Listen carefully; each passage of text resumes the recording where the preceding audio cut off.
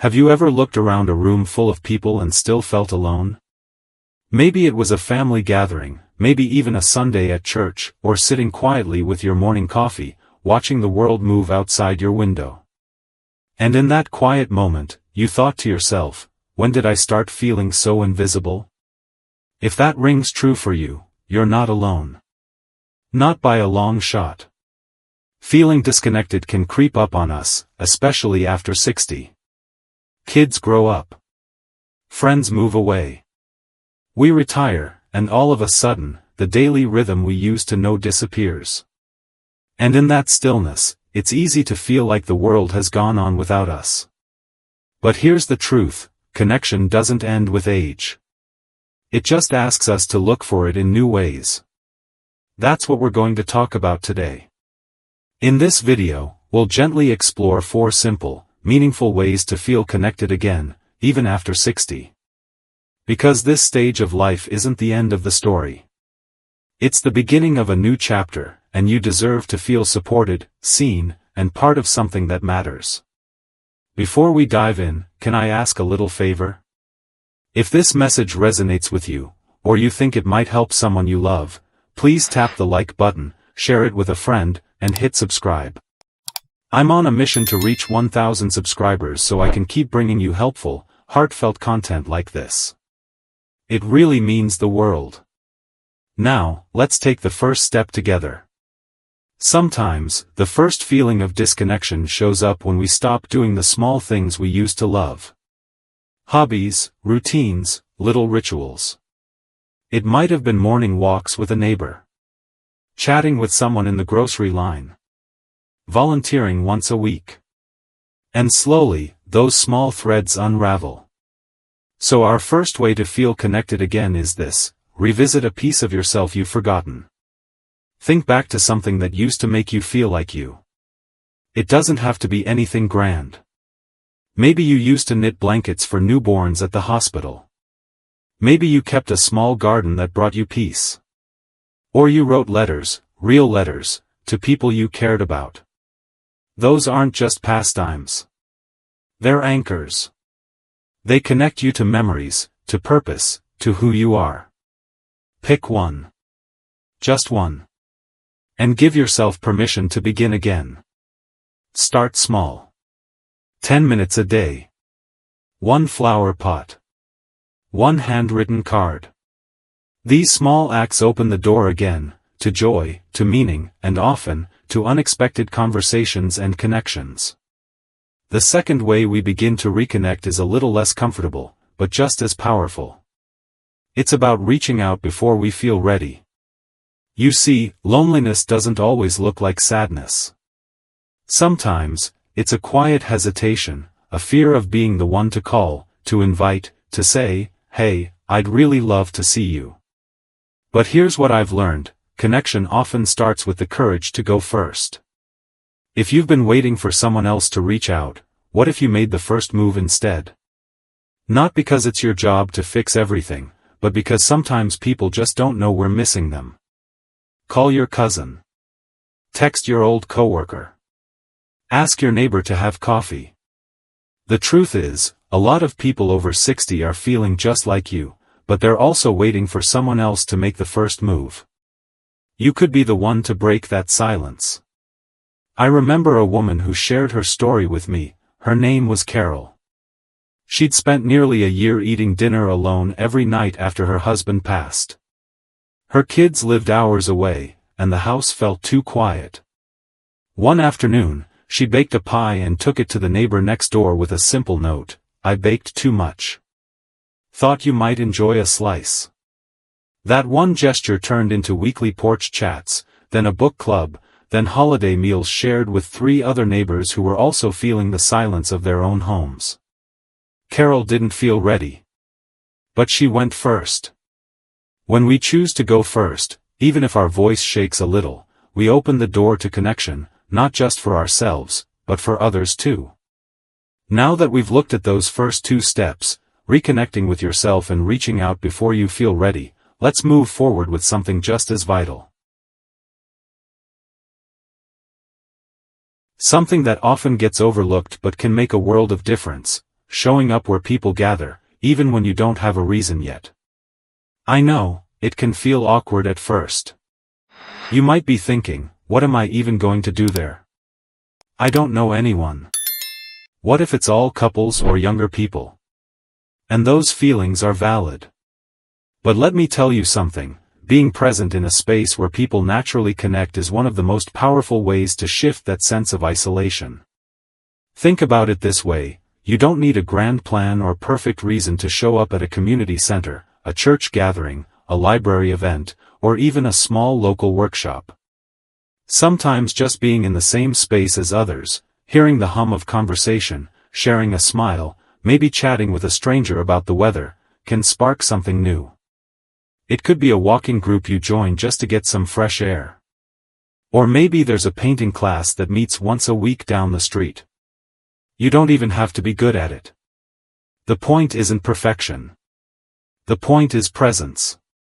There's this wonderful man I met named Frank. He was 72 when he decided to join a local photography group. He hadn't picked up a camera since the 80s, but he missed being around people with curious minds. He showed up, week after week, sitting in the back at first, just listening. He didn't speak much. But over time, someone asked him a question about lighting. Then another asked if he wanted to come along for a weekend shoot. Now, he's leading that same group, 3 years later. And every time I think of him, I remember how he told me, I just kept showing up until I felt like I belonged. That's the secret. You don't have to wait to feel ready. You just have to be there. The belonging follows. And that brings us to something I believe is deeply healing, being of service to others. Now I know that may sound like a lot, especially if you're already feeling emotionally worn down. But stay with me. Because sometimes, the fastest way to feel connected again is to be the connection someone else is searching for. You don't need to join a big charity or spend hours a week volunteering. You could write notes to people in the hospital. You could help shelve books at the library, read to children at the community center, or offer to help a neighbor with errands. You could even sit with someone who just needs company. These small acts of kindness, they're like little threads that pull us out of our heads and into something bigger. There was a woman named June who lived alone in an apartment complex with many other seniors. She told me she used to sit by her window and just watch the days pass.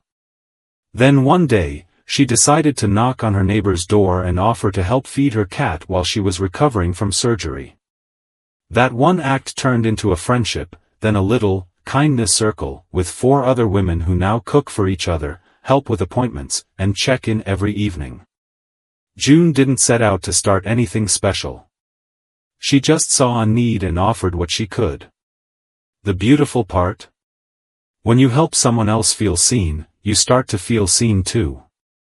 So much of feeling left out isn't really about being unloved, it's about being unacknowledged. Being unnoticed.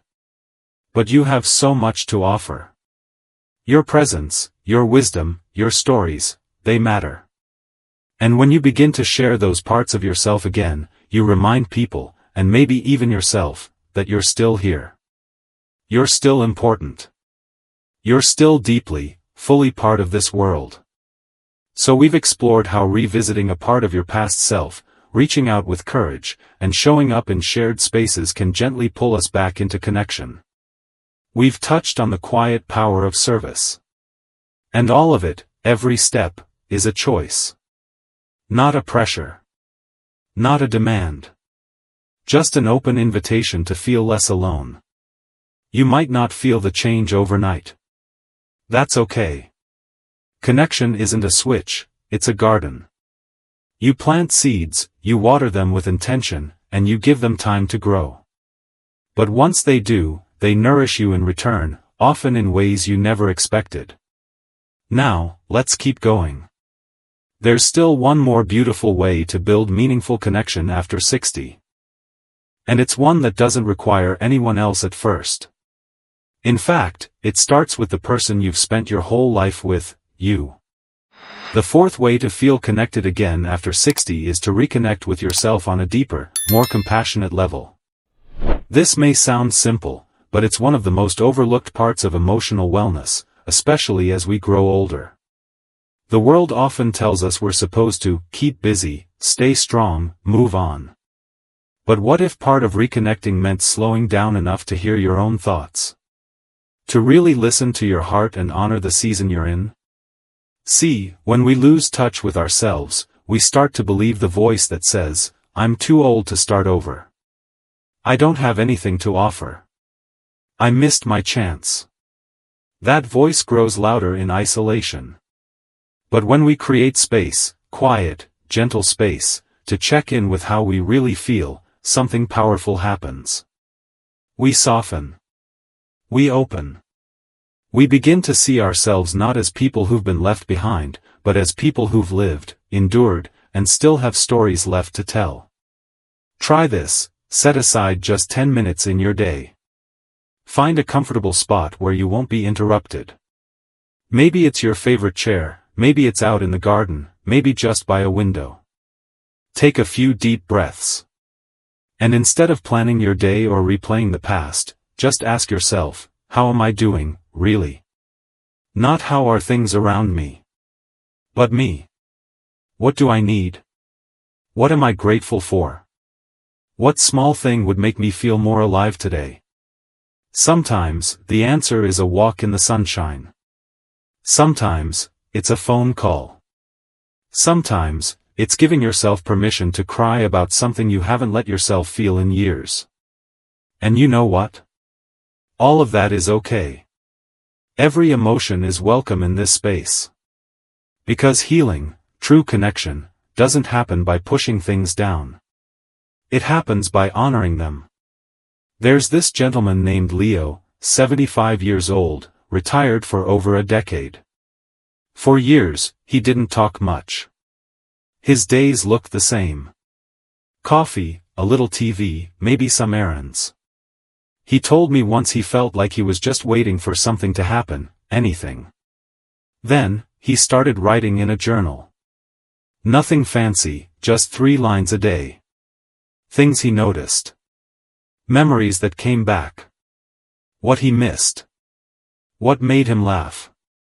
And over time, those pages became his safe place. Through those words, he rediscovered pieces of himself that had gone quiet. And one day, he showed them to his granddaughter.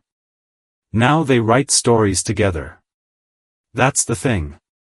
When you reconnect with who you are, your joys, your pain, your hopes, it becomes easier to share those things with others. Not from a place of needing to be fixed, but from a place of being fully human. Fully alive. It's easy to think connection means filling your calendar, surrounding yourself with people. And yes, people matter. But true connection starts inside. It starts with recognizing your worth, not because of what you do, but because of who you are. And who you are is someone who still matters. So if you've been feeling left out, disconnected, forgotten, unsure of how to begin again, I want you to know that these moments don't define you. They're just a small part of your story. A story that's still being written. You're allowed to take it one step at a time. To revisit old joys. To reach out with a trembling hand. To show up even when no one calls. To give without needing applause. And to sit quietly with yourself and say, I'm still here. I'm still me. That voice, that truth, has power. It has beauty. And it has the strength to build bridges where you thought there were only walls. Thank you for being here with me today. I hope this video felt like a warm conversation, like sitting down with a friend who truly sees you. And if it did, would you mind giving it a like? Maybe share it with someone who needs it. And if you haven't yet, hit that subscribe button so we can keep growing this space together. And more importantly, I'd love to hear from you.